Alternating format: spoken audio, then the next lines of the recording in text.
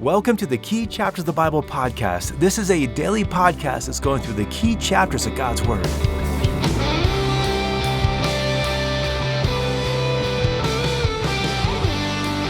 This chapter is a great reason for this podcast. This passage here that we're going to be looking at in 1 Kings chapter 18, it's a great example of what it means to be a person of faith, to trust God implicitly, to stand against the shifting trends of this world. In many ways, the situation of chapter 18 is very similar to our situation in our world today. The spiritual milieu of this whole passage here is one of rebellion and doubt in the Lord.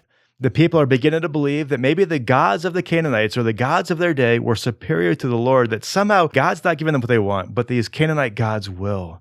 And so the people of Israel begin to choose and follow these Canaanite gods for prosperity and provision. And here we're seeing God lovingly, mercifully calling them back to Him, calling them back to fellowship, back to His covenant promises, coming back to a restored relationship with Him.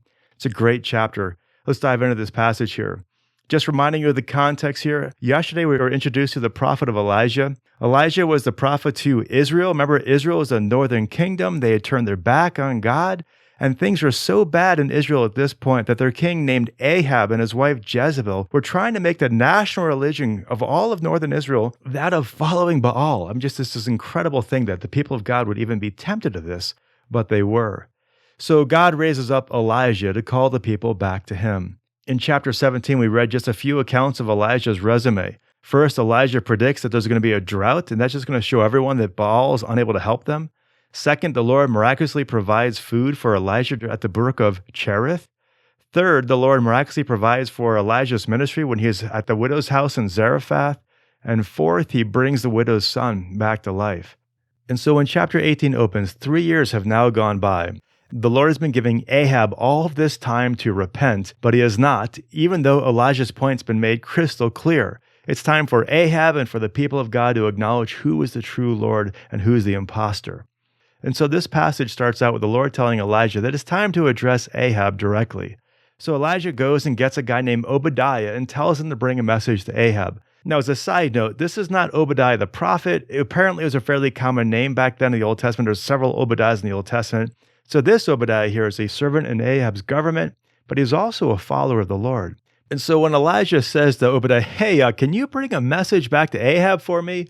Obadiah is not real happy about this. He's protected the prophets in the past. He's not wanting to get on the bad side of Ahab. So eventually Elijah convinces Obadiah that you got to bring this message back. He reluctantly agrees. And Ahab and Elijah meet in verse 16, kind of 17.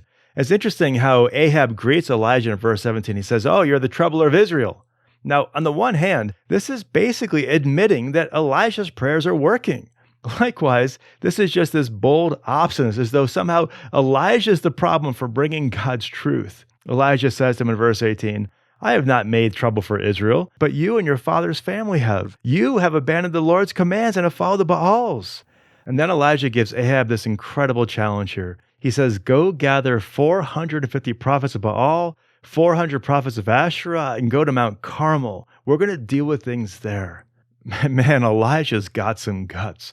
Mount Carmel is back in this epicenter of Baal worship here. This is one of their sacred sites, and it's going to be a ratio of 950 prophets to 1.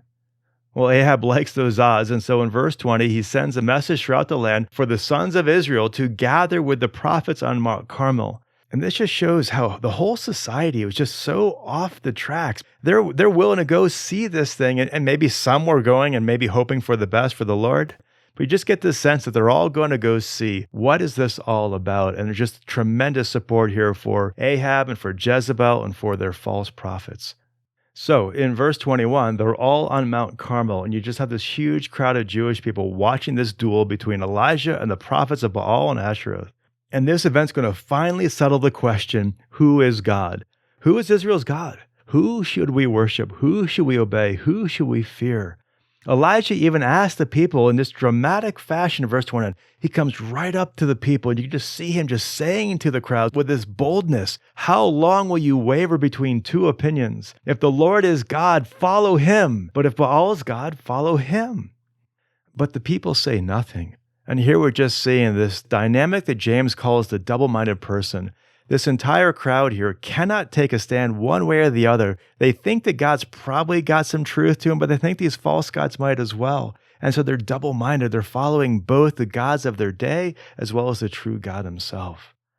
And so Elijah's question is simply stating the obvious. Just do what is real. And to help the people of Israel make this decision, Elijah challenges the prophets of Baal to see if their God's going to provide fire for the sacrifice. He says basically, okay, here's the terms here.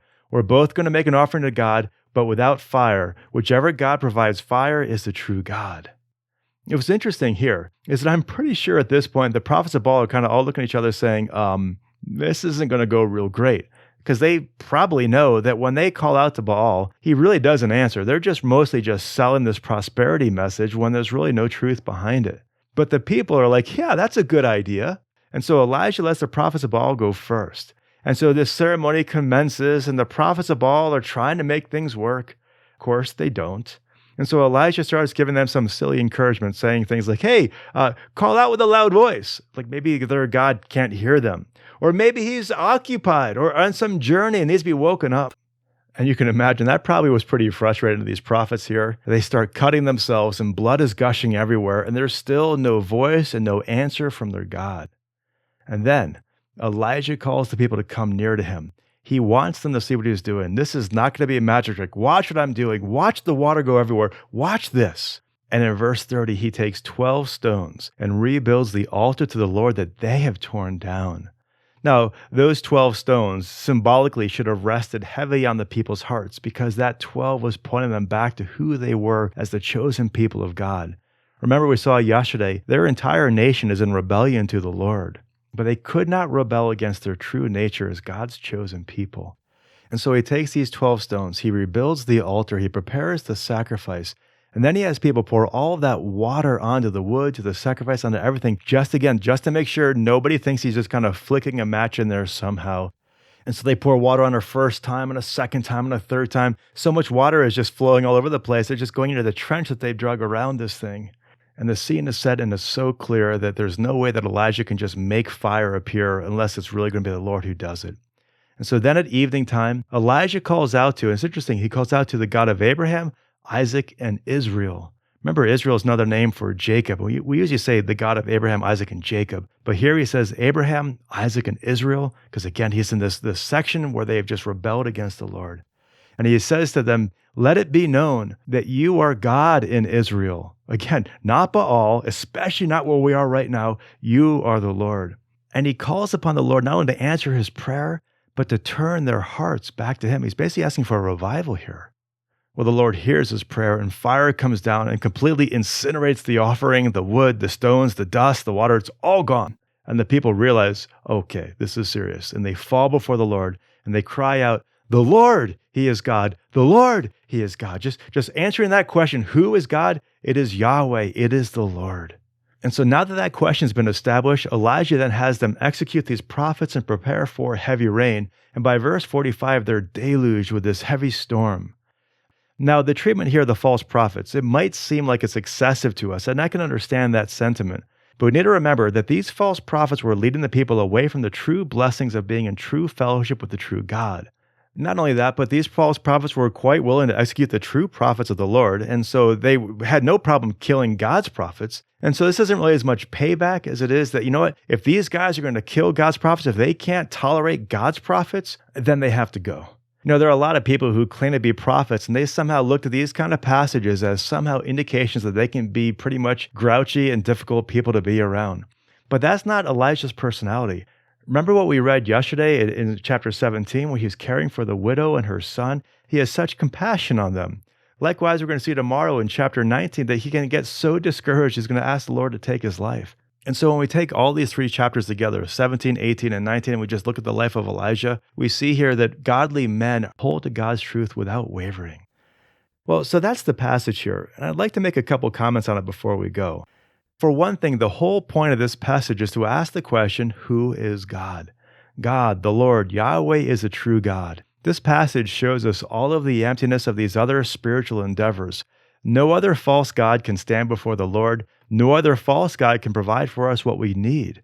God alone does these things, and we need to be looking to him even in our own day and age. Our society is saying there's so many other things we can go to for peace, prosperity, power, strength, and there's all kinds of things, spiritual things and worldly things that we can do.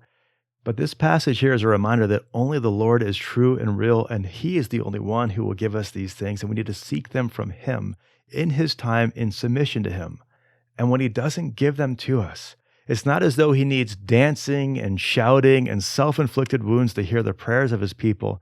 He is gracious and loving and compassionate and wants to give us the blessings He has ordained for us.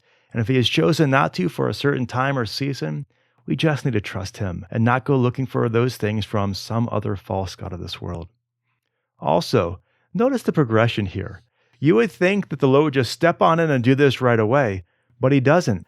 He waits until the people will fully realize there is no help coming from anywhere else. None of these other false gods are going to work. There are times that people basically come to passages like this and they cross their arms and say, you know what, if God does that, I'll believe Him. If not, I'm not going to. But that's not really what's going on here. Through the sequence of events here, from the drought to this whole event on Mount Carmel, God has been showing the people, you cannot trust in any other God. They are not going to provide for you what you need. You need to come to me alone. And that's the place He wants to bring us. Not what we're saying, you know what, God, prove yourself, but rather, Lord, there is no other God beside you. Please help me. And that is the prayer that the Lord hears, and that's the prayer that He honors. This passage shows us God is a God of mercy. We need to remember here that God is going to people who are in direct rebellion to Him. They're idol worshipers. But in His mercy, He is going out to them. He is showing them the futility of their God so that they'll come back to Him. And so often, that's what the Lord does in our life too. In our own life, there are people who are in this kind of same situation. And maybe like the crowds, if today, say Elijah were to go to the average person, maybe the average churchgoer in America and say, who is God? They might not keep silent like they do in this crowd. But they might say kind of sheepishly, well, I believe the Lord is God, but since He doesn't give me what I want, I'm looking for it elsewhere. And that's that double-mindedness that James was talking about. We need to come to the Lord and recognize that everything we would want can only come from God, whether it's peace or prosperity or power, if you want to call that word power. That's what they're looking for back then. There are so many voices in this world saying, I can do this for you, I promise. God is calling us to come to this place where we say, you know what? I'm going to turn from all of that and follow God and trust Him. And what He gives me, I'll rejoice in. And what He doesn't give me, I'll trust Him. And that's the attitude of God's people when they come to Him recognizing, I'm going to submit to you, God. And so as we end our time today, maybe just spend some time with the Lord and just bring all this before Him and just say, Lord, is there anything in my life where I'm looking to something else besides you to give me something that I need? And maybe it's that peace, or maybe it's prosperity or something else. Lord, am I looking to anything else besides you?